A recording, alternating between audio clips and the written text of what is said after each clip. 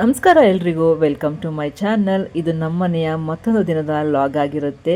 ಇವತ್ತು ಬೆಳಿಗ್ಗೆ ಒಂದು ಪುಟ್ಟ ರಂಗೋಲಿ ಹಾಕಿ ಅದಾದಮೇಲೆ ಸೂರ್ಯನಿಗೂ ಕೂಡ ಒಂದು ನಮಸ್ಕಾರ ಮಾಡಿ, ಅದಾದಮೇಲೆ ಬ್ರೇಕ್ಫಾಸ್ಟ್ ಎಲ್ಲ ರೆಡಿ ಮಾಡಿ, ದೀಕ್ಷನ್ಗೆ ಬಾಕ್ಸ್ ರೆಡಿ ಮಾಡಿ, ಅದಾದಮೇಲೆ ಅವಳನ್ನ ಕಾಲೇಜ್ ಬಸ್ ಹತ್ರ ಡ್ರಾಪ್ ಮಾಡಿ, ನೆಕ್ಸ್ಟ್ ನಾನು ಬಂದಿದ್ದು ಮಾರ್ಕೆಟ್ಗೆ. ಮನೇಲಿ ತರಕಾರಿ ಎಲ್ಲ ಖಾಲಿಯಾಗಿತ್ತು, ಸ್ವಲ್ಪ ತರಕಾರಿ ತೊಗೊಳ್ಳೋಣ ಅಂತ ಬಂದೆ.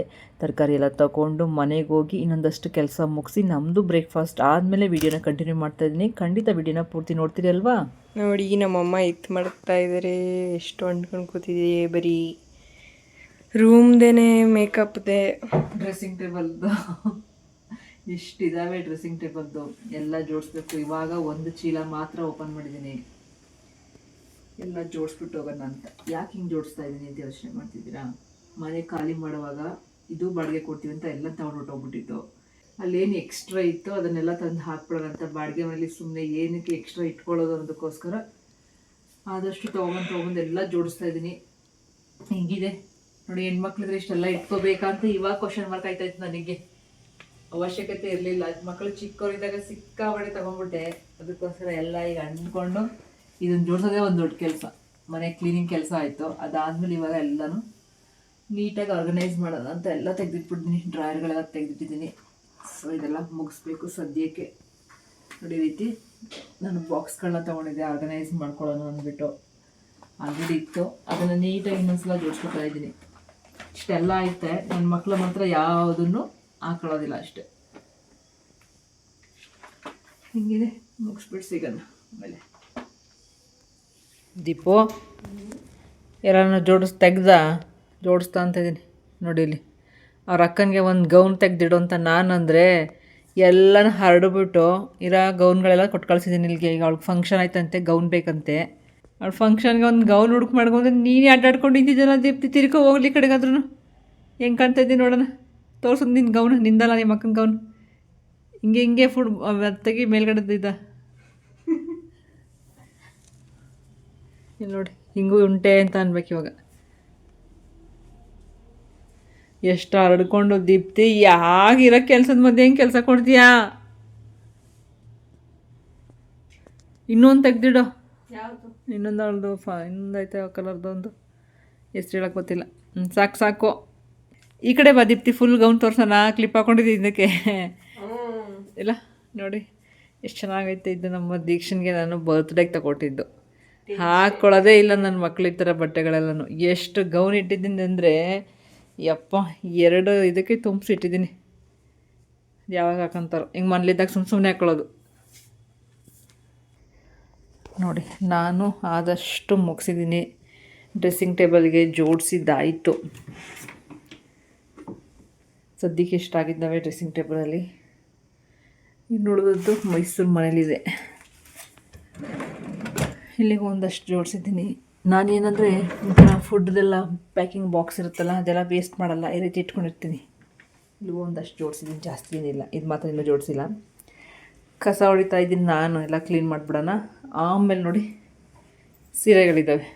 ಒಂದು ಫುಲ್ ಸೀರೆ ಅಂದರೆ ಇನ್ನೂ ಇದ್ದಾವೆ ಮೈಸೂರು ಮನೆಯಲ್ಲಿ. ಈಗ ಸ್ವಲ್ಪ ಕೊಟ್ಟು ತೊಗೊಬಂದಿದ್ದೀನಿ, ಜೋಡಿಸ್ಬಿಡೋಣ ಅಂತ. ಇದೆಲ್ಲ ಇಟ್ಟಿಡಬೇಕು. ಅಷ್ಟರಲ್ಲಿ ಕೆಲಸ ಎಲ್ಲ ಮುಗಿಸು ಮಗನೆ ಅಂತ ನಾನು ಅಂದರೆ ಎಲ್ಲ ಆ ಥರ ಮಾಡ್ಕೊಂಡು ಕೂತ್ಕೊಂಡು ನಾನು ನೋಡಿ ಹಿಂಗಾಗಿ ಕೆಲಸ ಮಾಡೋಕ್ಕೋಗಿ ಸಿಕ್ಕಾಬಿಟ್ಟೆ ಸ್ಟ್ರೈನ್ ಐತೈತೆ. ಹಣೆ ಬೊಟ್ಟು ನೋಡಿ ಹೆಂಗೆ ಇಟ್ಟವಳೆ. ಆ ಬೊಟ್ಟೆ ಎತ್ತಿಡು ಅಂತ ನಾನು ಕೂರಿಸಿದ್ರೆ ಅಲ್ಲಿ ನಮ್ಮ ಚಪ್ಪಲಿ ನೋಡ್ತಾ ಅವಳು ಅಲ್ಲಿಂದ. ಹಿಂಗೆ ಮಾಡ್ತಾಯಿದ್ದೀನಿ ಕೆಲಸನ. ನೋಡೋಣ ಯಾವಾಗ ಮುಗೀತದೆ ಏನು ಎತ್ತಾ ಅಂತ. ಮಾ ಏನು ಮಾತಾಡಿ. ಸೀರೆಗಳೆಲ್ಲ ಮಡಚಿಡ್ತಾಯಿದ್ದೀನಿ. ಅಯ್ಯೋ, ಕೆಲಸ ಮುಗಿಯಲ್ಲ, ನನ್ನ ಕೆಲಸ ಮುಗಿಯಲ್ಲ ನಿಜ ಹೇಳಬೇಕು ಅಂದರೆ. ನಿಮಗೆಲ್ಲ ಒಂದು ಕಂಪಾರ್ಟ್ಮೆಂಟ್ಗೆ ಹಾಕ್ಬಿಡೋ ಅಂತ ಜೋಡಿಸ್ತಾ ಇದ್ದೀನಿ. ಇದೆಲ್ಲ ಮಿಕ್ಸ್ ಅಪ್. ಇದು ಇನ್ನೂ ಬೇಕಾದಷ್ಟು ರೇಷ್ಮೆ ಸೀರೆಗಳಿದ್ದಾವೆ, ಅದಕ್ಕೆ ಜಾಗ ಬಿಟ್ಟಿದ್ದೀನಿ. ಆಯಿತಾ? ಇಷ್ಟು ಮಾಡ್ತಾಯಿದ್ದೀನಿ. ಡ್ರೆಸ್ಸಿಂಗ್ ಟೇಬಲ್ಗೆಲ್ಲ ಜೋಡಿಸಿ ಆದಮೇಲೆ ಇವಾಗ ಸೀರೆಗಳೆಲ್ಲ ಜೋಡಿಸ್ತಾ ಇದ್ದೀನಿ. ನನ್ನ ಮಗಳು ರೇಗಿಸ್ತಾ ಇದ್ಲು, ಹಾಕ್ಕೊಳ್ಳೋದಿಲ್ಲ ಏನಿಲ್ಲ, ಸುಮ್ಮನೆ ಏನಕ್ಕೆ ಹಿಂಗೆ ಜೋಡಿಸ್ಕೊತೀರಾ ಅಂದ್ಕೊಂಡು. ಆದರೂ ಏನು ಮಾಡೋದು, ನಾವು ಹಾಕೋತೀವೋ ಬಿಟ್ಟು ಒಂದಷ್ಟು ಸೀರೆಗಳಂತೂ ನಮ್ಮ ಹತ್ರ ಇರಬೇಕಲ್ವ. ಅದೆಲ್ಲ ಮನೆಯವ್ರು ತಂದು ಕೊಟ್ಟಿರೋದು ಒಂದಷ್ಟು ಸೀರೆಗಳಿದೆ. ನಿಜ, ಇದ್ರ ಬಗ್ಗೆ ಒಂದು ಇನ್ಫಾರ್ಮೇಷನ್ ಯಾವಾಗಲಾದರೂ ಕೊಡ್ತೀನಿ. ಈ ಸೀರೆ ಕೂಡ ನಮ್ಮ ಮನೆಯವ್ರು ತಂದು ಕೊಟ್ಟಿರೋದೆ. ನನ್ನ ಮಗಳಿಗೆ ಬಹಳ ಇಷ್ಟ. ಈ ಕಲರ್ ಕಾಂಬಿನೇಷನ್ನೇ ಇಷ್ಟ. ತೋರಿಸು ಅಂತ ಇದ್ಲು, ಅದಕ್ಕೆ ತೋರಿಸ್ತಾ ಇದ್ದೆ. ಆ್ಯನಿವರ್ಸರಿಗೆ ತಂದು ಕೊಟ್ಟಿದ್ರು, ಯಾವುದೋ ಒಂದು ಆ್ಯನಿವರ್ಸರಿಗೆ ಅನಿಸುತ್ತೆ. ಮೊದಲೆಲ್ಲ ತಂದ್ಕೊಡ್ತಾಯಿದ್ರು ಹೊಸರಲ್ಲಿ ಒಂದು 4 ವರ್ಷ ತಂದ್ಕೊಟ್ಟಿದ್ದಾರೆ. ನನ್ನ ಹತ್ರ ಯಾವಾಗಲೂ ಬೈಸ್ಕೊಳ್ಳೋರು, ದುಡ್ಡು ಜಾಸ್ತಿ ಆಯಿತು, ಟ್ರಾನ್ಸ್ಪರೆಂಟ್ ಐತೆ, ಹಾಗೆ ಹೀಗೆ ಅಂದ್ಕೊಂಡು ಕೊನೆಗೆ ಬೇಕಿದ್ರೆ ತಗೋತಾಳೆ, ಇಲ್ಲದೆ ಇದ್ರೆ ಇಲ್ಲ ಅಂದ್ಬಿಟ್ಟು ತಗೊಡೋದೇ ಬಿಟ್ಬಿಟ್ರು. ಬಟ್ ನೀವೇ ಹೇಳಿ, ಅವ್ರು ತಂದಾಗ ಇಷ್ಟ ಆಗಲ್ಲ, ಖಂಡಿತ ಆಮೇಲೆ ಇಷ್ಟ ಆಗುತ್ತಲ್ವಾ? ನೋಡಿ ಫ್ರೆಂಡ್ಸ್, ನಮ್ಮಮ್ಮ ಇಲ್ಲಿ ಎಣ್ಣೆ ಚೆಲ್ಬಿಟ್ಟು ಇಲ್ಲಿ ಮೇಲಿಂದ ಗೋಡೆಗೆಲ್ಲ ಹಾಕ್ಬಿಟ್ಟೈತೆ. ಹೊಸ ಪೇಂಟ್ ಬೇರೆ ಹೊಡ್ಸಿದ್ದೀವಿ. ನಾವೇನಾದ್ರು ಮಾಡಿಬಿಟ್ಟಿದ್ದಿದ್ರೆ ಇಷ್ಟೊತ್ತಿಗೆ ಅಯ್ಯೋ ದೇವ್ರೆ, ಡಂಕಣಕ ಆಗ್ಬಿಡೋದು. ನೋಡಿ ಹೆಂಗೆ ಸಂದಿಲ್ ನಿಂತೈತೀಗ. ಅಯ್ಯೋ ಎಣ್ಣೆ ಚೆಲ್ಲಿದೆ, ನಿಮ್ಮಪ್ಪ ಬಂದು ಏನಂತಾರೋ, ನನ್ನ ನಿಜ ಭಯ ಆಯ್ತೈತೆ. ಭಯ ಅನ್ನೋದಕ್ಕಿಂತ ಅದು ಹೋಗ್ಸೋದು ಹೆಂಗೆ ಮಗ? ಏನಿಲ್ಲ, ಪೇಂಟ್ ತಂದು ಹೊಡೀರಿ ಅಷ್ಟೇನಾ? ಏನು ಮಾಡೋಕ್ಕಾಗಲ್ವಾ? ಏನು ಮಾಡೋಕ್ಕಾಗಲ್ಲ. ಏನಾದರೂ ಟಿಪ್ಸ್ ಕೊಡ್ತಿದ್ರೆ ಪ್ಲೀಸ್ ಹೇಳಿ ಆಯಿತಾ? ನಾವೇ ಹಾಕ್ಕೊಡ್ತೀವಲ್ಲ ಈಗ ಅಪ್ಪ ಬಂದಮೇಲೆ. ಉಂಟೆ ಇಂಥ ಮಕ್ಕಳ ಅವಶ್ಯಕತೆ ಇದೆಯಾ? ಇದೆ. ಯಾಕಾರ ರಜೆ ಕೊಟ್ಬಿಟ್ರು ಅನ್ಸ್ಬಿಟ್ಟಿದೆ. ಕೆಲಸ ಕೊಡ್ತಾ ಇದ್ದೀನಿ. ಎಸ್, ಹೆಂಗೋ ಓದ್ಕೊಂಡು ಒಂದು ರೂಮಲ್ಲಿ ಬಿದ್ದಿದೆ. ಐತೆ ಇಲ್ಲ ನನಗೆ ಈಗ. ಮೈಸೂರಿಗೆ ಹೊಂಟೈತೀನಿ ನಾನು ಈಗ. ಹೋಗೋಣ ಮೈಸೂರಿಗೆ ಹೋಗ್ಲೇಬೇಕಲ್ಲ. ಆಯ್ತು.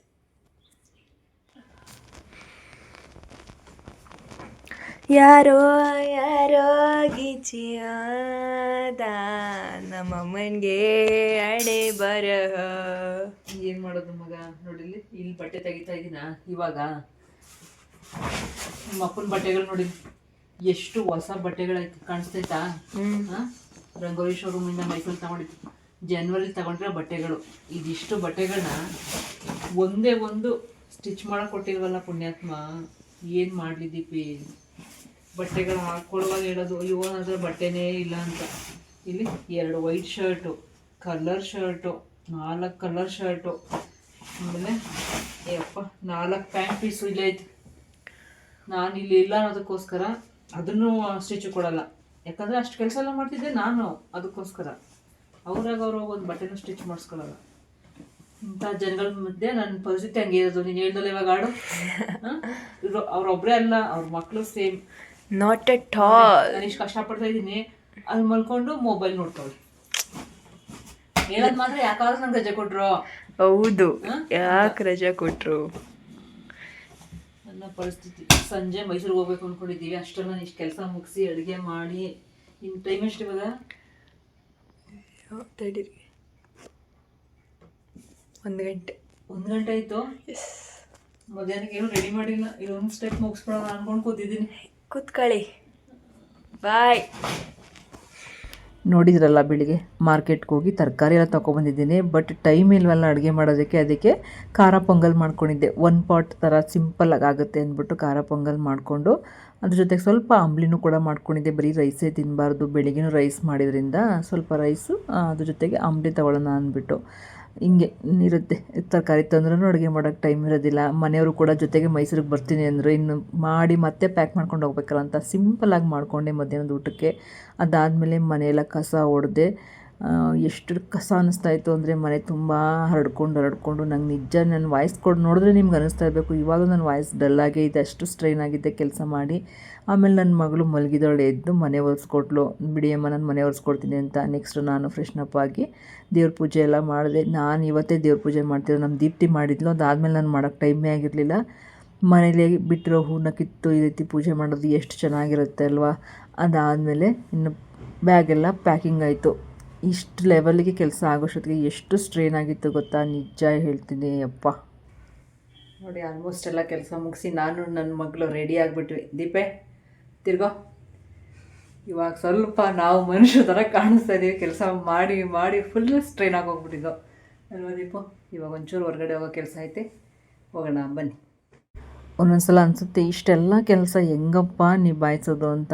ಆದ್ರೂ ನಾವೇ ಮಾಡಬೇಕಲ್ವ.